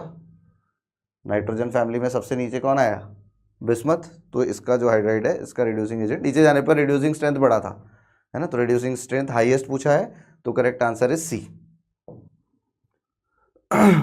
नेक्स्ट बात करते हैं प्रिपरेशन ऑफ नाइट्रोजन। नाइट्रोजन की प्रिपरेशन के सिंपल से रिएक्शंस हैं। जैसे अपन अमोनियम डाइक्रोमेट को हीट करते हैं, अमोनियम डाइक्रोमेट को हीट करते हैं तो N2 गैस रिलीज होती है और ग्रीन कलर का Cr2O3 प्रिपेयर होता है। इंपॉर्टेंट रिएक्शन है, याद होना चाहिए सबको। N2 बनता है अमोनियम डाइक्रोमेट को हीट करने पर, और ऐसे ही NH4NO2 को हीट करने पर भी बनता है, NH4NO2 को हीट करने पर भी N2 बनता है। तो यहाँ से अगर अपन इन दो सॉल्यूशंस को मिक्स कर रहे हैं तो Cl- और Na+ तो एक सॉल्ट बना लेंगे, और ये बनाएंगे NH4NO2 जो हीट होने पर क्या दे देते हैं, N2 और H2O। मतलब ये रिएक्शन होती है, NH4NO2 को हीट करते हैं ना तो N2 बनता है और 2H2O बनता है। तो यहाँ पर यही रिएक्शन हो रही है, ये दो सॉल्यूशंस को मिला रहे हैं, Na+ और Cl- से एक सॉल्ट बन गया, NH4NO2 बना जो हीट होने पर N2 और H2O दे रहा है। प्योर नाइट्रोजन के लिए अगर पूछा जाए, और पूछा जा सकता है, इंपॉर्टेंट है, अगर अपन को बोला जाए कि प्योर नाइट्रोजन कैसे बनता है, तो बैरियम अजाइड को हीट करने पर प्योर नाइट्रोजन बनता है। वहां से ऊपर वाले से जो नाइट्रोजन बनता है वो इतना ज्यादा प्योर नहीं होगा। तो अगर हमसे पूछा जाए कि प्योरेस्ट नाइट्रोजन का प्रिपरेशन कैसे होगा, तो हम कहेंगे कि बैरियम अजाइड को हीट करने पर, या सोडियम अजाइड भी आ जाता है, उसको हीट करने पर ये जो प्योरेस्ट फॉर्म ऑफ नाइट्रोजन है वो हम लोगों को मिल जाना चाहिए। डायरेक्ट पूछा जाने वाला क्वेश्चन हो सकता है। ऑक्साइड्स ऑफ नाइट्रोजन में एक तो हम लोगों से स्ट्रक्चर्स के बारे में पूछा जाता है, और इनके मैंने आपको एसिडिक स्ट्रेंथ तो बता ही दिए। मैंने आपको स्टार्टिंग में बताया था कि N2O और NO न्यूट्रल हैं, और नाइट्रोजन के बाकी सारे ऑक्साइड्स जो हैं वो एसिडिक हैं। तो एक तो ये वाला क्वेश्चन तो हमने कर ही लिया एसिडिक वाला। अब इसमें स्ट्रक्चर में बता देता हूं, बाकी अपन को न्यूट्रल वाली बात तो याद है ही, है ना, यही अपन को याद रखना है। ये एसिडिक है, मैंने बोला ये दोनों न्यूट्रल हैं, बाकी सारे एसिडिक हैं। इनके स्ट्रक्चर एक एक रेजोनेटिंग स्ट्रक्चर बना रहा हूं मैं इनका। यहां पर प्लस आ जाता है, माइनस आ जाता है। सिग्मा पाई बॉन्ड काउंट करवाए जा सकते हैं, या पूछा जा सकता है कि क्या नाइट्रोजन ऑक्सीजन के बीच में या NON टाइप का बॉन्ड है क्या, ब्रिज वाला, उस टाइप का एक बार क्वेश्चन आया था। NO कुछ ऐसा होगा, इस पर दो लोन पेयर होंगे, इस पर भी, है ना। N2O3 में नाइट्रोजन के बीच में बॉन्ड आ जाता है। तो ऐसा ही क्वेश्चन आ जाए कि किसमें नाइट्रोजन के बीच में बॉन्ड है, तो इसमें तो नाइट्रोजन के बीच में बॉन्ड है, इसमें भी नाइट्रोजन के बीच में बॉन्ड प्रेजेंट है। इस टाइप के क्वेश्चंस अपने से पूछे जा सकते हैं। NO2 एक रेड ब्राउन कलर का ऑक्साइड होता है, ऑड इलेक्ट्रॉन मॉलिक्यूल है, रेड ब्राउन कलर की गैस होती है, ठीक है, एसिडिक है। वो तो अपन को याद हो ही गया कि भाई पहले दोनों जो हैं N2O और NO ये दोनों न्यूट्रल हैं, बाकी सारे नाइट्रोजन के ऑक्साइड जो हैं वो एसिडिक नेचर के हैं। N2O4 जो बनता है इसके डाइमराइजेशन से बन जाता है, तो अपन ऐसे बना सकते हैं N डबल बॉन्ड O, इसमें नाइट्रोजन के बीच में बॉन्ड प्रेजेंट है। N2O5 में एक ऑक्सीजन इन दोनों नाइट्रोजन के बीच में आ जाता है, तो NON डबल बॉन्ड। ये क्वेश्चन आया भी हुआ है, एक बार मैं आपको क्वेश्चन की फॉर्म में दिखा भी देता हूँ। स्ट्रक्चर एक बार देख लें कि NON बॉन्ड सिर्फ इसमें N2O5 वाले में आता है। ये क्वेश्चन पास्ट में पूछा भी गया है, the oxide without nitrogen bond is. तो N2O में तो आया था नाइट्रोजन बॉन्ड, N2O4 में भी था, N2O3 में भी था, N2O5 में शायद नहीं रहा होगा। नाइट्रोजन बॉन्ड किस में नहीं है, लास्ट वाले में नहीं है, बाकी तो सब में था, बाकी तो सभी में नाइट्रोजन के बीच में बॉन्ड प्रेजेंट है। बिल्कुल ठीक है, चलिए आगे बढ़ते हैं। एलोट्रोपिक फॉर्म्स ऑफ फास्फोरस के 3 एलोट्रोपिक फॉर्म हैं। एक तो अपन को इनकी रिएक्टिविटी का ऑर्डर याद करना होता है, और ये आपस में किस टेम्परेचर पे इंटर कन्वर्ट होते हैं ये अपन को याद रखना होता है। व्हाइट फॉस्फोरस इस तरह से टेट्राहेड्रल शेप होता है। व्हाइट फॉस्फोरस का हाइब्रिडाइजेशन sp3 होता है, बॉन्ड एंगल 60 डिग्री होता है, एंगल स्ट्रेन की वजह से ये सबसे ज्यादा रिएक्टिव होता है। तो जो रिएक्शंस में अपने को फॉस्फोरस नजर आता है वो यही होता है। तो इसके अलावा और कौन से एलोट्रोपिक फॉर्म होते हैं, ये लीनियर इस तरह से टेट्राहेड्रल यूनिट्स का लीनियर चेन बनता है रेड फॉस्फोरस, और एक पॉलीमेरिक फॉर्म में ब्लैक फॉस्फोरस होता है। ब्लैक फॉस्फोरस भी दो टाइप का होता है, अल्फा ब्लैक और बीटा ब्लैक। तो कुछ टेम्परेचर कंडीशंस हैं जहां पर ये कन्वर्जन होते हैं। Black phosphorus has two forms, alpha black phosphorus and beta black phosphorus. ठीक है, अल्फा ब्लैक फॉस्फोरस, ये कुछ कंडीशंस हैं जो हमको याद करनी है, डायरेक्ट अपने से पूछे जा सकते हैं। और ट्रस्ट में अगर हम आधा घंटा देकर इनको लर्न कर लेंगे ना तो वर्थ है। क्यों? क्योंकि क्वेश्चन आ गया तो 10-15 सेकंड में होने वाला क्वेश्चन है। Alpha black phosphorus is formed when red phosphorus is heated in a sealed tube at 803 Kelvin and beta black phosphorus is prepared by heating white phosphorus, है ना। ये red phosphorus को हीट करके बना है अल्फा, और ये white phosphorus at 473 Kelvin under high pressure. If white phosphorus is heated to about 250 degrees Celsius or at lower temperature in the presence of sunlight, then the red phosphorus is formed. तो ये कुछ conditions हैं आपस में inter conversion के लिए, अलग अलग टेम्परेचर पे हीट करने पर एक दूसरे में कन्वर्ट होते हैं। तो ये अपन को याद करने हैं। और भी कुछ पॉइंट्स हैं। व्हाइट फॉस्फोरस जो है ये ट्रांसल्यूसेंट होता है, व्हाइट वैक्सी सॉलिड होता है, it is poisonous and insoluble in water, but ये CS2 कार्बन डाइसल्फाइड में ऑर्गेनिक सॉल्वेंट में डिसॉल्व हो जाता है। Red phosphorus is obtained by heating white phosphorus, ये पीछे भी आ गया था, 573 kelvin in inert atmosphere for several days. ठीक है, जो रेड फॉस्फोरस है ये ऑर्डरलेस है, जबकि ये वाला कैसा था, व्हाइट वैक्सी सॉलिड था, पॉइजनस था। ये ऑर्डरलेस है, नॉन पॉइजनस है एंड इनसॉल्युबल इन वाटर, ये भी इनसॉल्युबल इन वाटर था, ये भी इनसॉल्युबल इन वाटर था, और ये CS2 में भी इनसॉल्युबल है, इनसॉल्युबल है दोनों में। Red phosphorus possesses iron grey lustre, iron grey lustre इसमें होता है। रिएक्टिविटी मैंने आपको बता ही दिया, व्हाइट फॉस्फोरस सबसे ज्यादा रिएक्टिव होता है, ये अपने आप में पूछा जाने वाला क्वेश्चन है। व्हाइट फॉस्फोरस को जब जलाते हैं एयर की प्रेजेंस में, एक्सेस ऑफ एयर में ऑब्वियसली, तो P4O10 नाम का फॉस्फोरस पेंटा ऑक्साइड अपन इसको बोलते हैं, ये ऑक्साइड है। इनके स्ट्रक्चर भी इंपॉर्टेंट है, अभी मैं आगे बता भी दूंगा। अपने से स्ट्रक्चर बेस्ड भी क्वेश्चंस पूछे जा सकते हैं। और ये एक इंपॉर्टेंट रिएक्शन है, फॉस्फोरस जो NaOH या एल्कली की प्रेजेंस में डिसप्रपोर्शनेशन रिएक्शन शो करता है। एक तो PH3 बना लेता है और एक NaH2PO2 बना लेता है ना, सोडियम हाइपोफॉस्फाइड बोलते हैं इसको। ये इंपॉर्टेंट रिएक्शन है, एल्कली की रिएक्शंस में आता भी है। एल्कली बेसिकली जो NaOH है ये नॉन मेटल्स के साथ डिसप्रपोर्शनेशन रिएक्शन शो करता है। तो फॉस्फोरस जो है डिसप्रपोर्शनेट होता है, PH3 बना लेता है, 0 से -3 में चला जाता है और यहाँ प्लस में चला जाता है, +1 में। खुद ही का ऑक्सीडेशन और खुद ही का reduction is called disproportionation reaction. तो आपको याद रखना है फॉस्फोरस जो है वो डिसप्रपोर्शनेशन रिएक्शन इनके साथ शो कर लेता है। ठीक है, फॉस्फोरस के दोनों ऑक्साइड्स हैं, इनसे आपसे बॉन्ड्स पूछे जा सकते हैं, पास्ट में पूछे भी जा चुके हैं कि इनमें कितने POP बॉन्ड हैं या कितने फॉस्फोरस ऑक्सीजन डबल बॉन्ड है या कितने क्या हाइब्रिडाइजेशन है। तो इनको बनाने का ट्रिक एक बार मैं बता देता हूँ, यहाँ पर डायरेक्ट बने हुए दिख रहे हैं। P4O6 वाले को मैं बता रहा हूँ, देखो 4 फास्फोरस हैं, ये साइक्लिक बनते हैं, 4 फास्फोरस हैं, तो आप 4 फास्फोरस रख दो, बीच में 4 ऑक्सीजन लगा दो, इनको ज्वाइन कर दो, 4 ऑक्सीजन हो गए, 2 बचे हैं, 2 फास्फोरस के बीच में एक ब्रिज बना दो और 2 फास्फोरस के बीच में इधर एक और ब्रिज बना दो। इस तरीके से सोच सकते हैं। बाकी बॉन्ड्स अपने को काउंट करने पड़े तो अपन आराम से काउंट कर सकते हैं, स्ट्रक्चर आता है तो फटाफट से बना के बॉन्ड्स काउंट कर लेंगे। मान लो P4O7 आ जाए, आता नहीं है, P4O10 आता है या P4O6 आता है, मान लो P4O7 आ जाए तो एक डबल बॉन्ड O लगा देंगे। P4O8 आ जाए तो एक फॉस्फोरस की वैलेंसी 5 होती है ना, तो 3 तो यूज हो रखी है, एक लोन पेयर बचा हुआ है, सभी फॉस्फोरस पर एक लोन पेयर बचा हुआ है। तो P4O7 में एक लोन पेयर से डबल बॉन्ड ऑक्सीजन लगा दो, P4O8 में दूसरा लगा दो, P4O9 में तीसरा लगा दो, P4O10 में चौथा लगा दो। तो P4O10 कैसे बनेगा, 4 फास्फोरस लिए, बीच में 4 ऑक्सीजन लगाए, जोड़ दिया,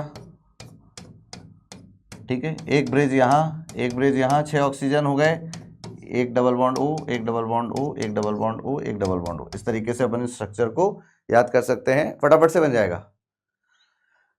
साइक्लिक स्ट्रक्चर बनाने का ये ट्रिक अपने काम कर जाएगा, बहुत सारे स्ट्रक्चर्स में काम कर जाता है, तो अपना फटाफट काम हो जाएगा, फिर बॉन्ड तो आप गिन ही लोगे। हाइब्रिडाइजेशन आप निकाल लोगे। चलिए आगे बढ़ते हैं। नंबर ऑफ, ये सल्फर के कुछ एसिड्स के क्वेश्चन है, तो स्ट्रक्चर बता देता हूं मैं पहले। सल्फ्यूरस एसिड, सल्फर के ऑक्सी एसिड जो हैं, सल्फर के ऑक्सी एसिड्स में सल्फ्यूरस एसिड होता है H2SO3, H2SO3, तो इसमें दो तो OH आ जाएंगे, एक डबल बॉन्ड O और एक लोन पेयर आता है, सल्फ्यूरस एसिड। फिर पूछा पर ऑक्सो डाई सल्फ्यूरिक एसिड, ये होता है H2S2O8, sulphur oxygen oxygen sulphur, इस तरीके का। ये स्ट्रक्चर बेटा अपन को याद कर लेने हैं प्रैक्टिस से, ये है। एंड लास्ट वन इज पर सल्फ्यूरिक एसिड, पर सल्फ्यूरिक एसिड है ना, ये पायरो है, पायरो सल्फ्यूरिक कर लेना, या डाई सल्फ्यूरिक एसिड आ जाएगा। तो ये होता है S double bond O,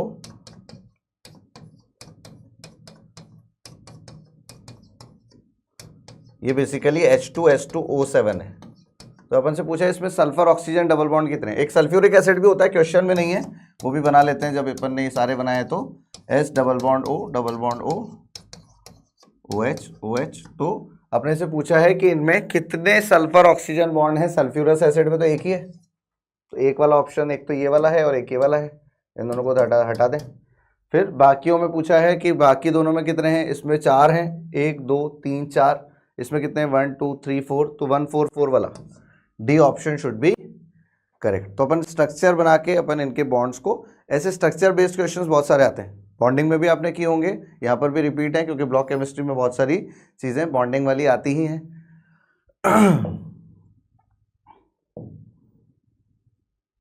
oxy acids of phosphorus, कुछ फास्फोरस के ऑक्सी एसिड्स हैं, जैसे orthophosphoric acid H3PO4, pyrophosphoric acid, दो मॉलिक्यूल्स को मिलाकर एक वाटर निकालते हैं तो ये बनता है H4P2O7, इनमें भी अपन से बॉन्ड्स पूछे जा सकते हैं। ऑर्थोफॉस्फोरस एसिड POH 2 हैं, P डबल बॉन्ड O है, एक हाइड्रोजन फास्फोरस से डायरेक्ट अटैच्ड है। ये हाइड्रोजन एसिडिक नहीं होता है, हाइड्रोजन वही एसिडिक होगा जो मोर इलेक्ट्रोनेगेटिव ऑक्सीजन से जुड़ा है ऑक्सी एसिड में, तो ये एसिडिक नहीं होता है, तो ये डाइप्रोटिक एसिड होता है, ये दो ही H+ निकल पाते हैं। ऐसे ही H3PO2 is called hypophosphorous acid, इससे दो हाइड्रोजन फास्फोरस से डायरेक्ट जुड़े हैं, ये एसिडिक हाइड्रोजन नहीं है, ये H+ की फॉर्म में नहीं निकलेंगे, सिर्फ ये OH वाला हाइड्रोजन निकल पाएगा, तो ये मोनोप्रोटिक एसिड होता है। दिखने को 3 हाइड्रोजन है बट ये मोनोप्रोटिक है, यहाँ पर दिखने को 3 हाइड्रोजन है बट ये डाइप्रोटिक है। ये आपके सारे हाइड्रोजन दे सकता है क्योंकि सारे OH वाले हैं, ये भी सारे दे सकता है। ये भी उसी तरीके से आप स्ट्रक्चर सोच सकते हैं जैसे मैंने साइक्लिक बनाया था ना, ये HPO3 का ट्राइमर है, तो HPO3 का ट्राइमर इज H3P3O9, तो आप इसको भी वैसे ही सोच सकते हो, 3 फास्फोरस, तो 3 फास्फोरस की रिंग बना लो और बीच में 3 ऑक्सीजन लगा दो, रिंग बना दिया, इसी तरीके से बन जाता है ये स्ट्रक्चर। अब अपने पास फास्फोरस के 3 ऑक्सीजन तो हो गए, 3 ऑक्सीजन डबल बॉन्ड से लगा दो, जैसे सल्फर वाले में पूछा गया था, सिमिलर टाइप से। ऑक्सीजन फैमिली पे आ जाते हैं हम लोग, ग्रुप 16 पे। Oxygen, sulphur, selenium, tellurium, polonium, ये एलिमेंट्स हैं इनकी जो अपन बात करते हैं भाई। ऑक्सीजन तो गैसियस है, बाकी सब तो सॉलिड है, तो सल्फर के एलोट्रॉप्स पर भी क्वेश्चन आते हैं, इसके 2 एलोट्रॉप्स होते हैं, वो अपन अभी बात करेंगे। डाई ऑक्सीजन, ऑक्सीजन जो है इसका बिहेवियर, इनफैक्ट ऑक्सीजन क्या क्या ग्रुप 2 पीरियड्स, जो ग्रुप 2 के जो सेकेंड पीरियड के जो एलिमेंट्स होते हैं ना, इनकी जो प्रॉपर्टीज होती हैं अपने ग्रुप में बाकी एलिमेंट से थोड़ी अलग होती हैं। क्या दिक्कत होती है, क्यों अलग होती हैं भाई? इनके साइज बहुत छोटे होते हैं, जैसे ऑक्सीजन अपने ग्रुप में सबसे छोटा है ना, इनके साइज छोटे होते हैं और इनके लिए इलेक्ट्रोनेगेटिविटी बहुत ज़्यादा होती है। और एक और पॉइंट होता है कि इनके पास वेकेंट डी ऑर्बिटल भी नहीं होता है, जबकि थर्ड पीरियड ऑनवर्ड्स तो वेकेंट डी ऑर्बिटल आने लग जाता है। तो इस वजह से इनकी जो प्रॉपर्टीज हैं, इनकी प्रॉपर्टीज जो है अपने ग्रुप के बाकी एलिमेंट से थोड़ी अलग होती है, जिसको बोलते हैं एनोमोलस बिहेवियर। फर्स्ट एलिमेंट जो है अपने ग्रुप का, किसी भी ग्रुप का, वो फर्स्ट एलिमेंट जो है वो अलग प्रॉपर्टी शो करता है। रीजन होता है छोटा साइज, हाई इलेक्ट्रोनेगेटिविटी और डी ऑर्बिटल नहीं होना, unavailability of vacant D orbital. तो इस वजह से ऑक्सीजन जो है एनोमोलस बिहेवियर शो करता है, like other members of P block present in second period is due to its small size and high electronegativity, and another reason is जो इनकी कोवैलेंसी कम होती है उसका रीजन है कि भाई इनके पास वेकेंट डी ऑर्बिटल अवेलेबल नहीं होता है। एक अपने से ओजोन के रेजोनेटिंग स्ट्रक्चर के रिगार्डिंग भी क्वेश्चंस कई बार पूछ लिए जाते हैं भाई कितने रेजोनेटिंग स्ट्रक्चर हैं कि या क्या इनकी बॉन्ड लेंथ के ऑर्डर हैं, तो इनके दो आइडेंटिकल, दो इक्वल कंट्रीब्यूटिंग रेजोनेटिंग स्ट्रक्चर बनते हैं, इसलिए इनकी दोनों बॉन्ड लेंथ जो है वो बराबर आती है। ठीक है, ये अपनी बात हुई ओजोन की। ये क्वेश्चन डायरेक्ट भी पूछा जा चुका है, एक बार देखो इस क्वेश्चन को। Anomalous behaviour of oxygen is due to its, क्यों होता है अब पी ब्लॉक में या किसी भी ग्रुप में पहले एलिमेंट का बिहेवियर जो है वो बाकी एलिमेंट से अलग क्यों होता है? छोटा साइज हाई इलेक्ट्रोनेगेटिविटी, तो small size and high electronegativity. Large size गलत, स्मॉल साइज लो इलेक्ट्रोनेगेटिविटी गलत, यहाँ लार्ज साइज गलत है ना, लार्ज साइज और लो इलेक्ट्रोनेगेटिविटी दोनों गलत। तो स्मॉल छोटा साइज और हाई इलेक्ट्रोनेगेटिविटी होने की वजह से अपने ग्रुप के बाकी एलिमेंट से थोड़ी सी प्रॉपर्टीज अलग हो जाती हैं।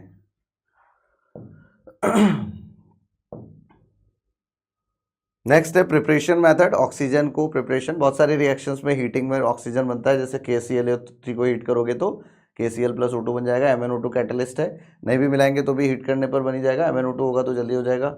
सिल्वर मरकरी के ऑक्साइड बहुत ज़्यादा स्टेबल नहीं होते हैं, बाकी जैसे जैसे अल्कली मेटल्स हैं, अल्कलाइन अर्थ मेटल्स हैं, इनके ऑक्साइड्स को हीट करेंगे तो ऑक्सीजन अलग नहीं होगा। हाईली रिएक्टिव मेटल्स हैं, लेकिन ये हाईली अनरिएक्टिव मेटल्स होते हैं, इनको हीट करने पर ऑक्सीजन अलग और ये मेटल्स अलग हो जाते हैं, तो यहाँ से भी बन जाता है। सोडियम पर ऑक्साइड को भी अगर अपन छोड़ दें, है ना, या थोड़ा सा हीट कर दें तो थोड़ी देर के बाद ये डिसोसिएट हो जाता है H2O और O2 में।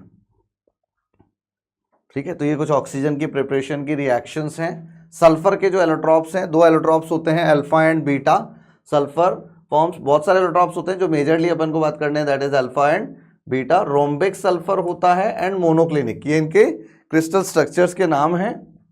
रोम्बिक सल्फर येलो होता है और मोनोक्लिनिक सल्फर, ये दो टाइप के सल्फर होते हैं आपके, ये अपन को ज़्यादा पूछे जाते हैं। और ये पॉइंट इंपॉर्टेंट है इसमें कि अपने पास अगर अल्फा सल्फर है या रोम्बिक सल्फर है, 369 केल्विन से ज़्यादा टेम्परेचर होगा तो ये बीटा में कन्वर्ट हो जाएगा, और अगर इससे कम टेम्परेचर है तो बीटा वाला अल्फा में कन्वर्ट हो जाएगा। तो ऐसा पूछा जा सकता है भाई रूम टेम्परेचर पे कौन स्टेबल है, तो रूम टेम्परेचर अपन 25 डिग्री सेल्सियस लेते हैं, 298 केल्विन के आसपास लेते हैं, तो 298 केल्विन पर कौन सा स्टेबल हो जाएगा? हाँ, आपका इसमें लिखा भी है stable form at room temperature is rhombic sulphur, alpha sulphur alpha में कन्वर्ट हो जाएगा। तो 369 केल्विन जो है ये इंपॉर्टेंट डेटा है, इससे ज़्यादा हो जाएगा तो अल्फा बीटा में कन्वर्ट हो जाएगा, इससे कम रहेगा तो बीटा अल्फा में कन्वर्ट हो जाएगा। ठीक है ना। रोम्बिक सल्फर, अल्फा सल्फर, ये इनके मेल्टिंग पॉइंट्स वगैरह हैं, एनसीईआरटी का डेटा है, हो सकता है एनसीईआरटी बेस्ड क्वेश्चन एनटीए पूछ लेता है, आजकल बहुत ट्रेंड है, पिछले 4-5 सालों में ऐसे बहुत सारे क्वेश्चन पूछे, एनसीईआरटी बेस्ड डेटा वाले क्वेश्चन ही पूछ लिए, है ना। हर ऐसा बहुत, मतलब ऐसा नहीं कर रहा हूँ कि हर पेपर में 2-2 3-3 क्वेश्चन आते, नहीं, अपने हर एक जेईई मेन के अटेम्प्ट में, जैसे जनवरी शिफ्ट होगा तो इसमें 1-2 क्वेश्चन पूछ लेगा, लेकिन किसी की शिफ्ट में ऐसा क्वेश्चन टपक सकता है और अपन को याद है तो ये क्वेश्चन बहुत फ़ायदा दे जाता है, क्योंकि नंबर तो उतने ही मिलेंगे, है ना। कोई टफ क्वेश्चन करें या कोई ऐसा क्वेश्चन करें, ये भी टफ है, क्यों टफ है? क्योंकि इसमें याद करने वाली चीज़ें जो जनरली बच्चे अवॉइड करते हैं, अगर हम करके चले जाएंगे बहुत ज़्यादा टाइम नहीं लेगा, आपको 4-5 चीज़ें याद करनी है।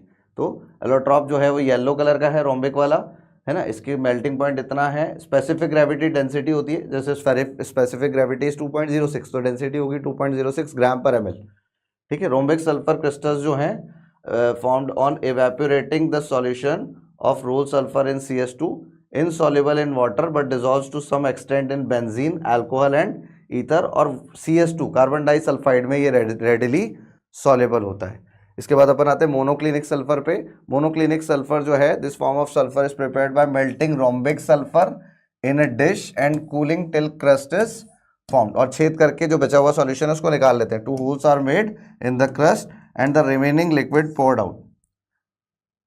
ठीक है, इसका मेल्टिंग पॉइंट 393 केल्विन है, इसकी डेंसिटी 1.98 ग्राम पर ml है, और ये CS2 कार्बन डाइसल्फाइड में सॉल्युबल है, दोनों ही सॉल्युबल हैं।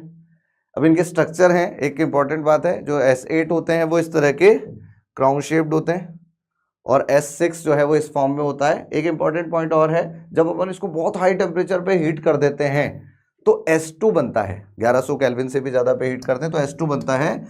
आपने केमिकल बॉन्डिंग में पढ़ा होगा, नहीं भी पढ़ा होगा तो याद रखना, O2 पैरामैग्नेटिक होता है, अगर आप भूल भी गए हैं तो अब याद रखना।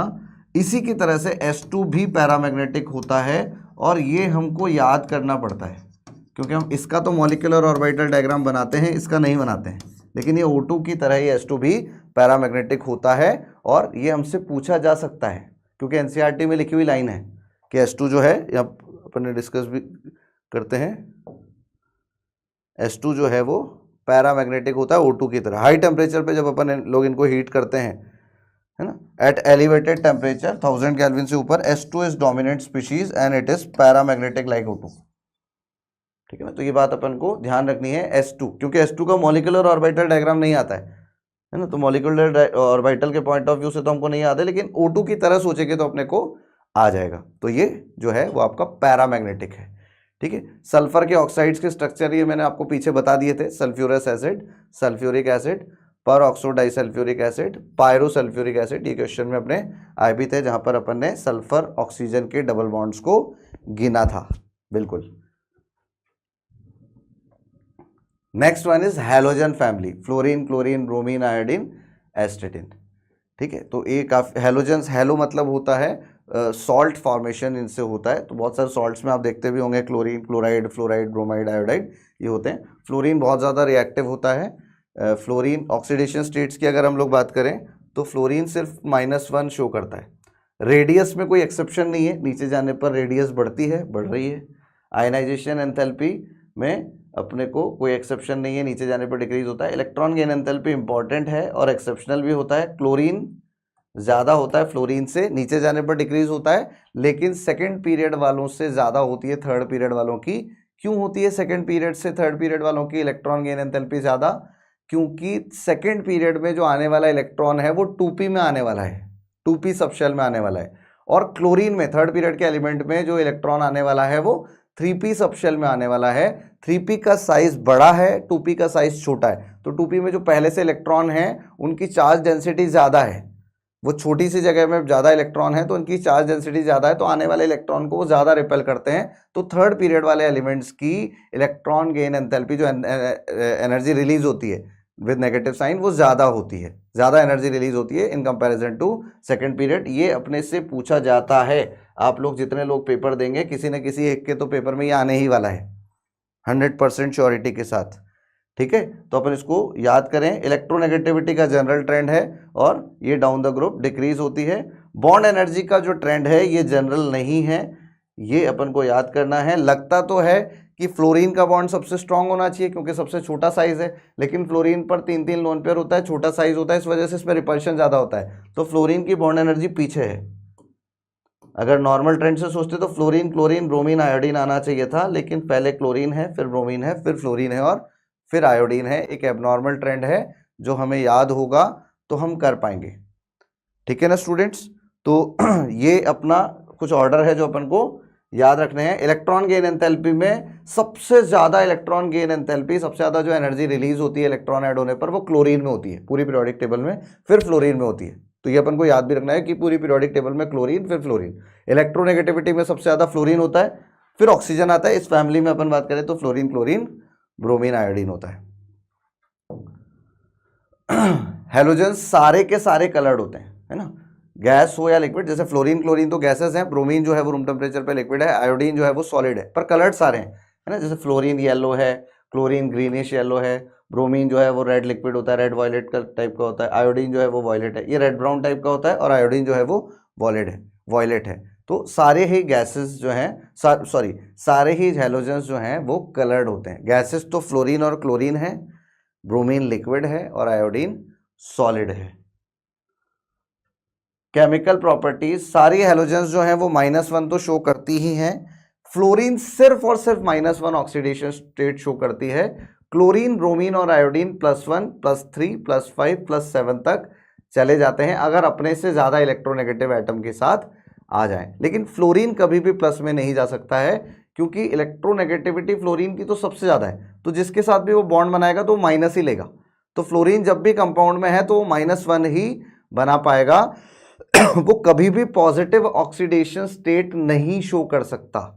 फ्लोरीन न्यूट्रल, अगर आपका एलिमेंटल स्टेट में है 0 है, कंपाउंड में रहेगा तो हमेशा -1 रहेगा, जबकि क्लोरीन, ब्रोमीन, आयोडीन -1 के अलावा +1, +3, +5 और +7 तक वो ऑक्सीडेशन स्टेट को ले जा सकते हैं। ठीक बात है। तो हाउएवर क्लोरीन अपन ने लिख भी दिया है, halogens exhibit -1, however chlorine, bromine and iodine +1 +3 +5 +7 ले जाते हैं, but fluorine will always show -1 in all of its compounds. कोई भी कंपाउंड हो जाए फ्लोरीन का -1 ही फ्लोरीन रहने वाला है। रीजन है कि फ्लोरीन से ज्यादा इलेक्ट्रोनेगेटिव तो कोई है ही नहीं, तो फ्लोरीन के सामने कोई माइनस ले ही नहीं पाएगा, फ्लोरीन कभी प्लस ले ही नहीं पाएगा, फ्लोरीन सबसे ज्यादा इलेक्ट्रोनेगेटिव है।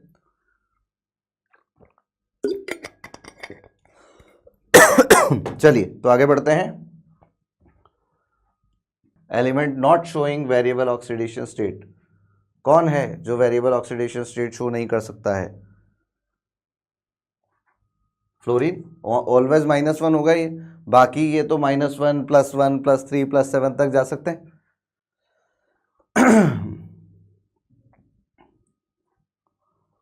नेक्स्ट अपन बात करते हैं hydrides of halogen, HCl, HBr, HI और HCl, HF, HCl, HBr और HI। तो एक तो अपने से इनका एसिडिक स्ट्रेंथ का ऑर्डर पूछा जा सकता है, एसिडिक स्ट्रेंथ। तो डाउन द ग्रुप इसमें एसिडिक स्ट्रेंथ बढ़ता है हाइड्रा एसिड्स में, HF, फिर HCl, फिर HBr और फिर HI। एक हमसे इनका बॉइलिंग पॉइंट का ऑर्डर भी पूछा जा सकता है। बॉइलिंग पॉइंट का ऑर्डर में अपन जब सोचेंगे तो देखो HF में तो H बॉन्डिंग होगी और इन तीनों में H बॉन्डिंग नहीं होगी, ये तो पोलर है, डाइपोल डाइपोल टाइप का इंटरेक्शन होगा, तो H बॉन्डिंग तो सबसे ज्यादा आएगा, HF सबसे ज्यादा। फिर इन तीनों में सेम टाइप के इंटरेक्शन, अगर सेम टाइप के इंटरेक्शन होते हैं तो मोलर मास देखते हैं, तो मोलर मास HI का सबसे ज्यादा, तो HF के बाद आता है HI, फिर आता है HBr और फिर आता है HCl। तो ये इनके बॉइलिंग पॉइंट का ऑर्डर भी इंपॉर्टेंट है, हो सकता है आपके पेपर में यही टपक जाए। और ये नॉर्मल ट्रेंड नहीं दिखता है, कोई डिक्रीजिंग या इंक्रीजिंग ट्रेंड नहीं दिखता है ना। HF सबसे ज़्यादा है, फिर HCl से HBr, मतलब ऐसा है HF तो सबसे ज़्यादा है, फिर HCl से बड़ा है HBr और HBr से बड़ा है HI। हाँ ये सबसे ज़्यादा है, इस तरह से ये ऑर्डर बनता है। तो अपन को ये ऑर्डर याद रखना पड़ता है ना, याद रखेंगे, सिंपल सा है, एक दो बार देखेंगे तो अपने को याद हो जाएगा। ठीक है, चलिए सिमिलर ऑक्सीजन फैमिली में भी आता है, वो वाला भी बता देता हूं क्योंकि वो भी पूछा जा सकता है। H2O, H2S, H2Se, H2Te, similar trend है, H2O से तो कम है H2S, फिर ये बढ़ता है तो H2O हाईएस्ट हो जाता है, H2O, H2Te, H2Se, H2S। ये बॉइलिंग पॉइंट का इसका भी ऑर्डर इंपॉर्टेंट है, डायरेक्ट अपने से पूछा जा सकता है। नेक्स्ट अपन बात करते हैं क्लोरीन के या ब्रोमीन के या आयोडीन के जो ऑक्सी एसिड्स होते हैं उनकी। देखो क्लोरस एसिड, हाइपोक्लोरस एसिड बोलते हैं HClO या HOCl, क्लोरस एसिड होता है HClO2, फॉर्मूला भी लिख देता हूँ HClO2, ये क्लोरस एसिड होता है, ये HOCl या HClO लिख सकते हैं, hypochlorous acid. Chloric acid HClO3 and bromic perchloric acid HClO4। इसी तरीके के आपके ब्रोमीन के भी बन सकते हैं, ब्रोमिक एसिड, पर ब्रोमिक एसिड, है ना, ब्रोमस एसिड, ये आपका हाइपोब्रोमस एसिड। सिमिलरली आयोडीन के भी बन सकते हैं, सिर्फ फ्लोरीन के नहीं बन सकते क्योंकि फ्लोरीन तो प्लस वाला शो नहीं कर सकता, फ्लोरीन प्लस में ऑक्सीडेशन नंबर तो ला नहीं सकता, तो फ्लोरीन का सिर्फ एक ही शो कर सकता है HOF, बाकी जो है वो फ्लोरीन के ऑक्सी एसिड्स शो नहीं करते हैं, क्लोरीन, ब्रोमीन और आयोडीन के शो कर जाएंगे। तो रीजन क्या है इसका कि फ्लोरीन जो है वो माइनस में ही रहने वाला है, प्लस में तो जाने वाला है नहीं, तो फिर उसके इस तरह के ऑक्सी एसिड्स नहीं बनते हैं। तो एक क्वेश्चन भी है इस तरह का, एक जेईई मेन में पूछा है, क्या होना चाहिए, number of halogens forming हेलिक acid. हेलिक acid मतलब जैसे इसका क्लोरिक एसिड था ना, chloric acid, chloric, bromic, iodic, हेलिक acid कितने हैलोजेंस बना सकते हैं, कौन कौन बना सकते हैं? हेलिक एसिड मतलब इस टाइप का HXO3 टाइप का। X कौन कौन से हैलोजेंस हो सकते हैं, कितने हो सकते हैं? 3 बना सकते हैं, बिल्कुल 3 बना सकते हैं, क्लोरीन बना सकता है, ब्रोमीन बना सकता है, आयोडीन बना सकता है। तो करेक्ट आंसर इज 3। फ्लोरीन तो नहीं बना सकता, रीजन इज कि फ्लोरीन के पास प्लस ऑक्सीडेशन स्टेट लाने की कैपेसिटी ही नहीं है। Correct answer is 3। नेक्स्ट एक क्वेश्चन और है, कौन डिस्प्रपोर्शनेशन शो कर सकता है? डिस्प्रपोर्शनेशन मतलब अगर मान लो क्लोरीन का डिस्प्रपोर्शनेशन हो रहा है तो क्लोरीन का ही ऑक्सीडेशन और क्लोरीन का ही रिडक्शन, है ना। तो मुझे बताएं इनमें से चारों में से कौन डिस्प्रपोर्शनेशन शो कर सकते हैं, कौन नहीं कर सकता? कोई ऐसा है क्या जो डिस्प्रपोर्शनेशन शो नहीं कर सकता? मुझे लगता है फ्लोरीन के साथ पंगा होना चाहिए।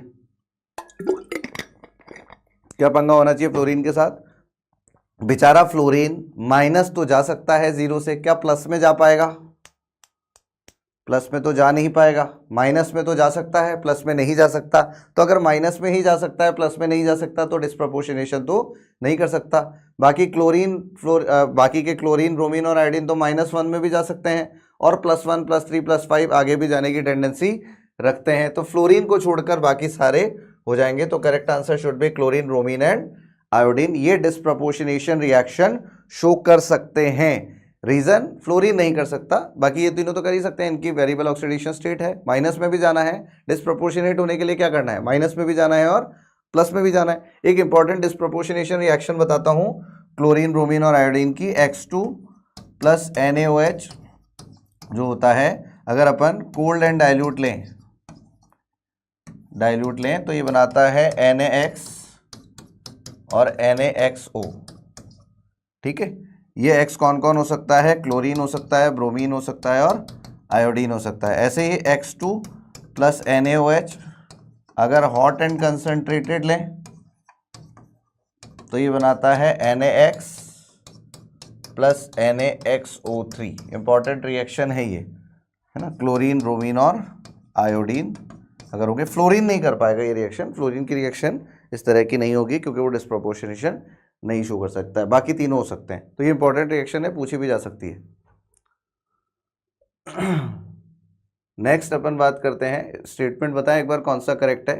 कुछ स्टेटमेंट्स हैं। Cl2 is more reactive than ClF। देखिए ClF जो है, ClF हो गया या IF7 हो गया या BrF5 हो गया, इनको बोलते हैं इंटर हैलोजन कंपाउंड्स। इनको क्या बोलते हैं?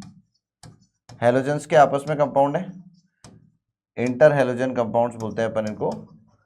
जो इंटर हैलोजन कंपाउंड्स होते हैं ना, ये हैलोजन से ज्यादा रिएक्टिव होते हैं जनरली, F2 से ज्यादा नहीं होते हैं। F2 सबसे ज्यादा रिएक्टिव होता है। Inter halogen compounds are more reactive in comparison to बाकी के हैलोजन्स। रीजन, क्योंकि इंटर हैलोजन कंपाउंड, जैसे मैं आपके से बात करूं ClF है, तो ClF में क्लोरीन फ्लोरीन के बीच का जो बॉन्ड है, इसकी इलेक्ट्रोनेगेटिविटी ज्यादा है, इसकी कम है, तो ये पोलर बॉन्ड है।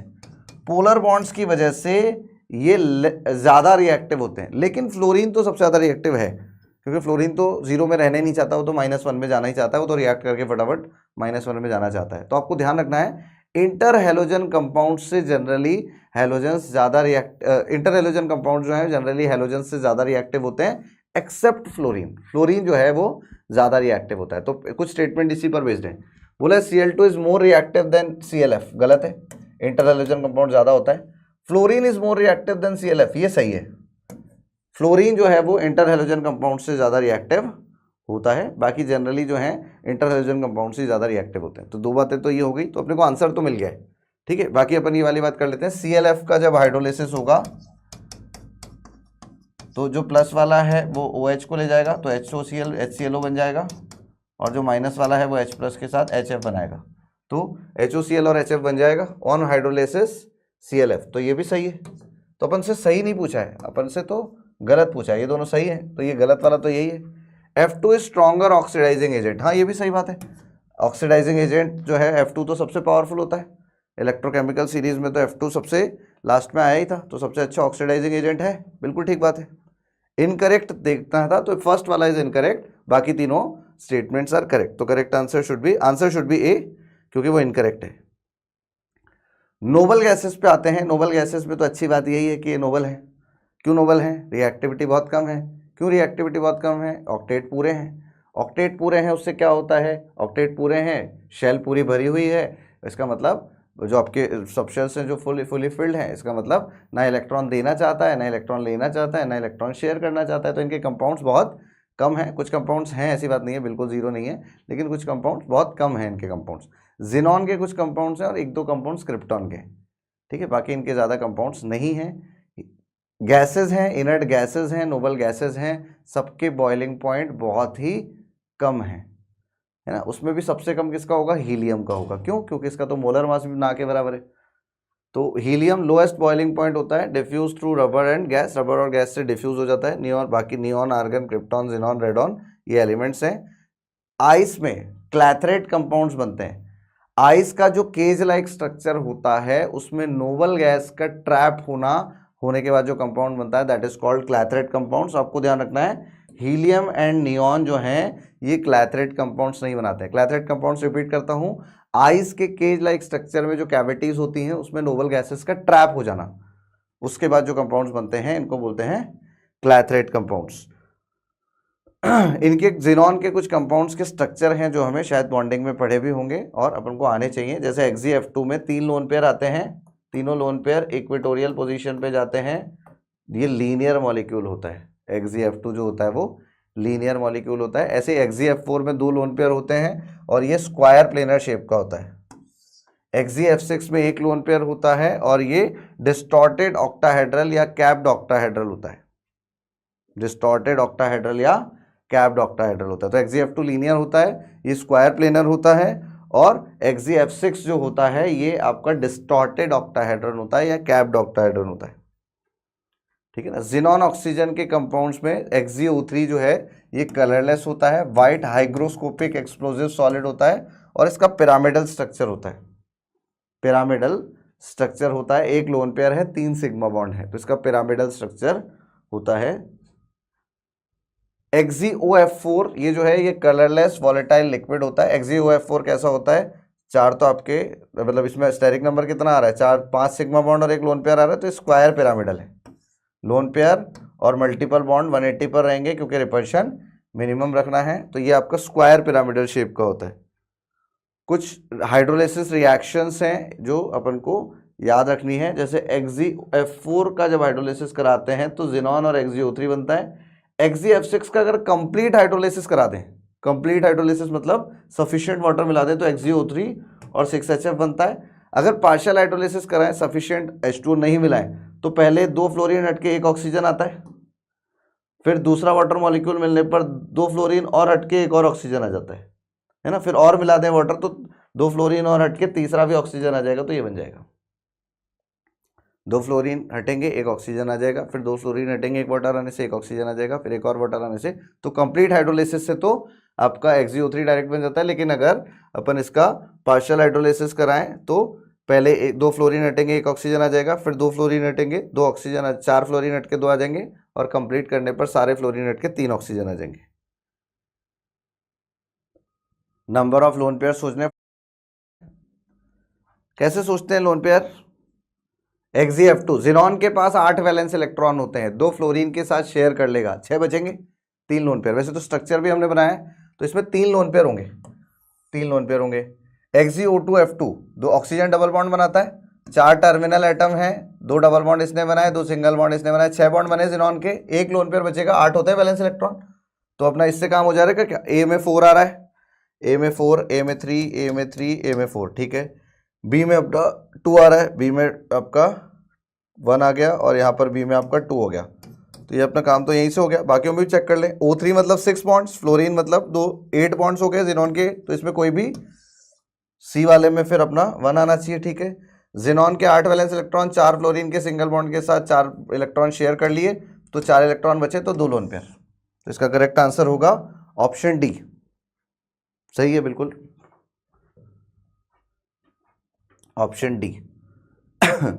Which one of the following correctly represents the order of stability oxide? Experimental order है, रटने वाला केस है, एक्सपेरिमेंटल ऑर्डर है, रटने वाला केस है। जिसको याद होगा उसको याद होगा, जिसको नहीं याद होगा वो नहीं सोच पाएगा, है ना। हेलोजेंस का क्वेश्चन है, जिसको ये याद है वो कर सकता है, जिसको नहीं याद है वो नहीं कर पाएगा। तो अपन को याद करना है ये वाला केस। क्वेश्चन लेने का मतलब यही है कि अपन को ये केस याद ही कर लेना है ना। ऑक्साइड क्योंकि जनरल नहीं है, नीचे जाने पर डिक्रीज या नीचे जाने पर इंक्रीज नहीं हो रहा है, ये ऑर्डर है। आयोडीन फिर क्लोरीन फिर ब्रोमीन, ऑक्साइड्स की स्टेबिलिटी का ऑर्डर है आयोडीन फिर क्लोरीन फिर ब्रोमीन। तो डायरेक्ट अपन से पूछा जा सकता है कि भाई, फिर पहले भी पूछा जा चुका है, फिर से भी पूछा जा सकता है, ठीक है। तो ये अपनी बात हुई पी ब्लॉक की।